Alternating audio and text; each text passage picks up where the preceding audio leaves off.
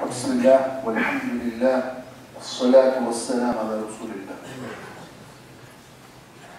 Verehrte Geschwister im Islam, tagtäglich werden wir Zeuge der Vergänglichkeit der Welt. Die Reise des Lebens wird eines Tages mit dem Beginn des Jenseits enden. Jedes Lebewesen wird eines Tages den Tod kosten. Auf diesem Grund sollten wir unsere Zeit im Diesseits zu schätzen und sinnvoll zu nutzen wissen. Denn keine gute Tat oder schlechte Handlung wird ohne Gegenleistung bleiben. Wir müssen wissen, liebe Geschwister, dass dieses Leben eines jeden Menschen in der Welt aus bestimmten Tagen und Nächten besteht.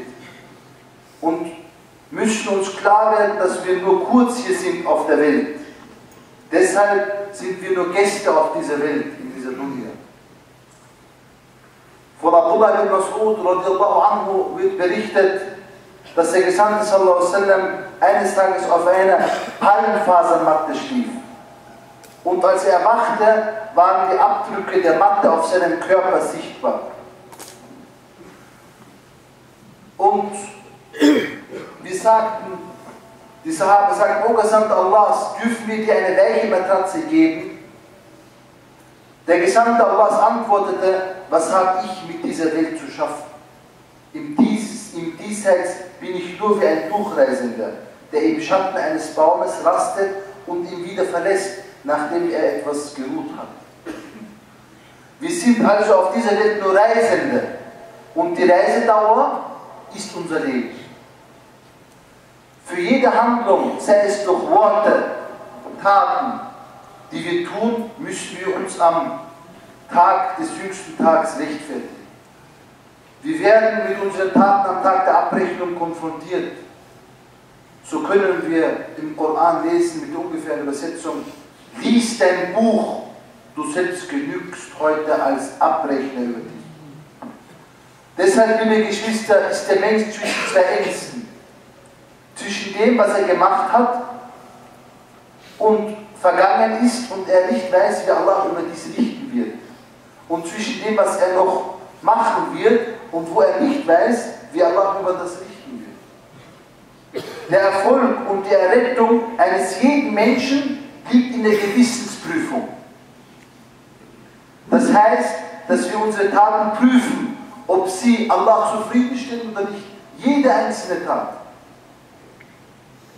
So können wir im Koran lesen mit ungefährer Übersetzung: O die ihr glaubt, fürchtet Allah. O die ihr glaubt, fürchtet Allah. Und eine jede Seele schaue, was sie für morgen vorausgeschickt hat. Und fürchtet Allah, gewiss Allah ist kundig dessen, was ihr tut. Deshalb achte darauf, dass du dich aufgrund deiner Taten dich nicht ins Verderben stürzt. Allah sagt diesbezüglich im Koran: Erfolgreich ist derjenige, der sie reinhält, und enttäuscht sein wird ja wer, wer sie verkümmern lässt. Vergiss nicht ehrenvolle Muslime, wie man lebt, so stirbt man, und wie man stirbt, so wird man wieder zum Leben erweckt, lautet ein bekannter islamischer Grundsatz. Wenn wir unter den Gottergebenen auferweckt werden wollen, dann sollten wir ein gottergebenes Leben leben und mit Allahs Erlaubnis auch so sterben. Das heißt, wer ein gutes und rechenschaftliches Leben geführt hat, stirbt einen glücklichen Tod. Und wer ein böses Leben geführt hat, einen schlimmen Tod. Deshalb fürchte deinen Erschaffer, o Diener Allahs, und nütze deine Zeit mit dem, was deinem Schöpfer zufrieden stimmt. Und mit dem, was dir nützt im Jenseits. An dem Tag, da weder Besitz noch Söhne jemandem nützen, außer wer zu Allah mit einem heiligen Herz kommt. O Muslime, wir befinden uns in einem Tag des Monats Muharram. Dieser Monat ist ein gesegneter und gewaltiger Monat. Er ist ein gewaltiger, er ist einer der 4 geheiligten Monate im Islam. Der Monat Muharram verfügt über einige Besonderheiten. Es kam ein Mann zu Propheten sallallahu alaihi wasallam und fragte, welches ist das beste Fasten nach dem Monat Ramadan? Der Prophet sagte, der Monat, der Muharram genannt wird.